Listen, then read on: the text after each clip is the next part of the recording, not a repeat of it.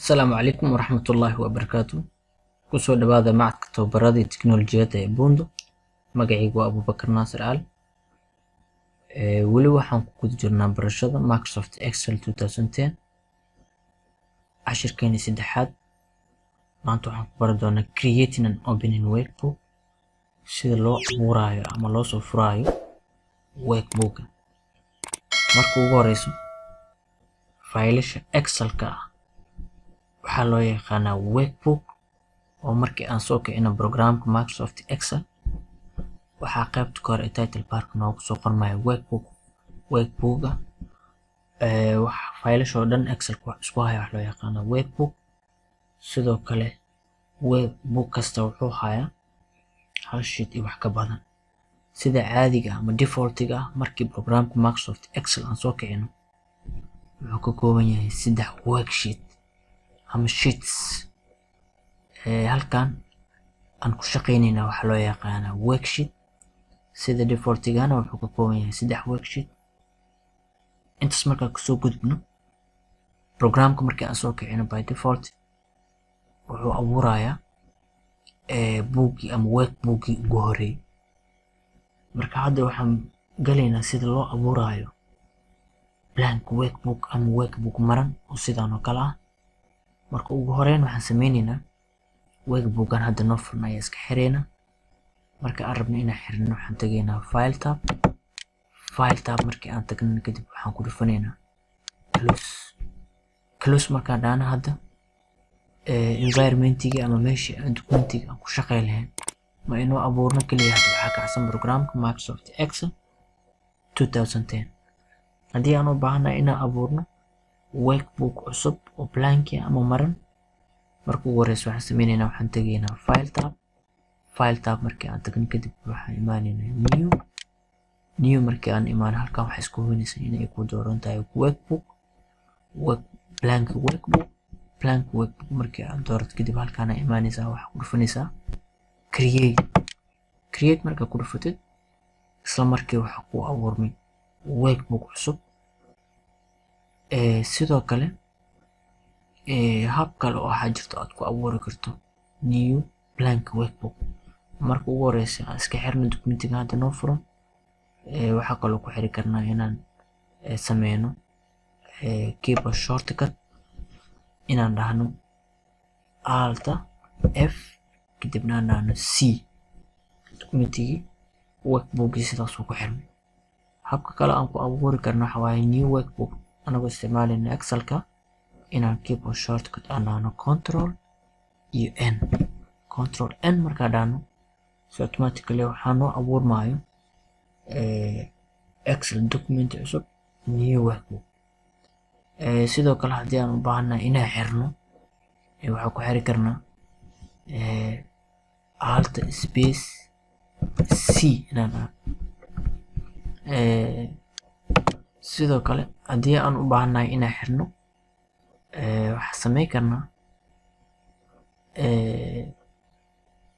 inaan dhahno alt f c. intaas markaa kasoo gudubno, habka kale aan u abuuri karno new blank workbook waxa waaye inaan dhahno alt f kadibna aan dhahno n kadibna aan dhahno n. automatically wuxuu abuurayaa workbook cusub oo maran. intaas markaa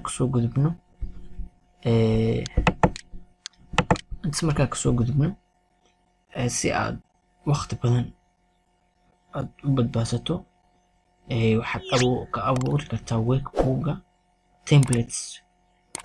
waxa waaye waa sample oo file Excel ah ama workbook oo diyaarsan oo templates ah, oo markaas markii aad abuurto si fudud ayaad editing ku sameynaysaa meeshii aad kasoo bilaabi lahayd workbook maran oo blank ah waqti ka qaadana. marka haddii aan u baahanahay inaan abuurno waxaan sameynaynaa file aan tagaynaa. file markaan tagno kadib waxaan dooranaynaa new. markaan imaano halkaan waxaa loo yaqaana sample templateska san furina. sample templateska markaan furno tusaale ahaan program Excel ah tusaale ahaan document Excel ah oo template ayaa halkan noogu diyaarsan oo loo yaqaano monthly personal monthly budget, kaasoo aad ku xisaabtanayso budgetka ama qarashaadka aad bishii aad isticmaalayso.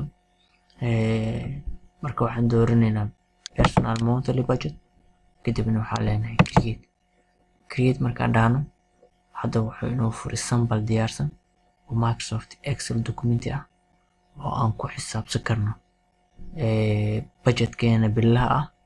tusaale ahaan lacagaha kusoo galo oo monthly income-ka ah ayaad yani halkan gelinaysaa. sidoo kale haddii gurigoo kale korontadii, gaaskii, telefoonka qarashaadka baxaya ayaa halkan gelinaysaa. qaybtan waxyaabaha entertainment sida DVD, movieski iyo waxyaabahaas lacagaha kaaga baxaya.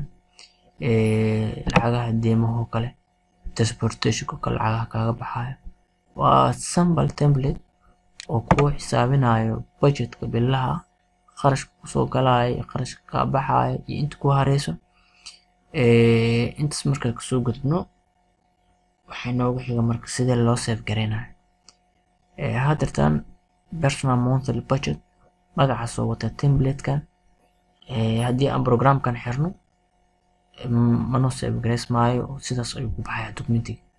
marka ugu horeyso aan rabno inaan save gareyno waxaan sameyn karnaa inaan halkan qaybtan quick access toolbarka aan tagno, kadibna aan ka doorano save command. markaan doorano kadib waxaa noo soo baxaya daaqadan oo loo yaqaano save as dialog box. hadda marba inaan save gareyno waa ka laabanayna. weegi kale aan ku save gareynayna waxaa kamid ama aan ku save gareyn karnaa inaan tagno file tab markii aan tagno kadib aan doorano save markii aan doorano waxaa noo soo baxaya daaqadan save as dialog box. sidoo kale waa ka laabanayna. waxaa kaloo sameyn karnaa keyboard shortcut oo control iyo control s markaa adhaano waxaa noo soo baxaya save as dialog box. markaa save gareynaysa marka waxaa muhiim ah laba shay. kow, file nameka magaca aad ku qoraysid ku save gareynaysid documentigaaga Excel documentiga, iyo sidoo kale pathka ama meesha aad dhigaysid documentigaaga. marka ugu horeysa anaga hadda personal monthly budget magacaasaan ku daynayna number 1 kana ka tirina file namekeena. sidoo kale halkan waxaan rabnaa inaan documentigan ku save gareyno desktopka. marka waxaan sameynaynaa qaybtan left navigationkan ayaa wax ka dooran kartaa desktop. sidoo kale isku hubi fileka typekiisa ama noocu inuu yahay Excel workbook. kadibna waxaan dooranaynaa amarkan ama commandigan save aan dhahno documentigeeni waa la save gareeyay. markaa kasoo gudubno waxay inoogu xiga marka sidee loo soo furaya file ama workbook hore u jira aad computerkaaga ku save gareysay. habka aan ku soo furi karno waxaa waaye kuwa marka ugu horeysa inaan tagno file tab markii aan tagno kadib waxaa noo soo baxaya backstage view markii inuu soo baxo kadib inaan ka doorano open markii aan doorano kadib inaan tagno meesha aan kusoo save gareynay filekeena. marka anaga filekeena waxaan kusoo save gareynay desktopka markii aan ku dhufano kadib filekeena magaca noogu qornaa waa kana waxaa ku qoran personal monthly budget. filekeena aan soo dooranayna. marka fileka aan soo doorano kadib waxaan dooranay open. kana waanu soo furmay filekeena Excel documentigi. intaas markaa kasoo gudubno aan iska xirno waxaa kaloo jiro hab kale aad kusoo furi karto. tusaale haddii documentigan oo kale hore aad usoo furtay ama documentiyadii ugu dambeeyay aad soo furtay, waxaad ka helaysaa inaad tagto file tab markaad tagno backstage view noo soo baxo recent workbooks. halkan waxaa ka helaysaa workbooks ugu dambeeyay ee lasoo furo. marka anaga hadda kii ugu dambeeyay aan sameysano oo save gareyno aan soo furno waa kana personal monthly budget waa documentiga magaciisa waan dooranayna kadib waa kana sidaan ayuu noo soo furmaya. cashirkeeni halkaana kusoo gabagabeynayna. wassalaamu calaykum waraxmatullaahi wabarakaatuh.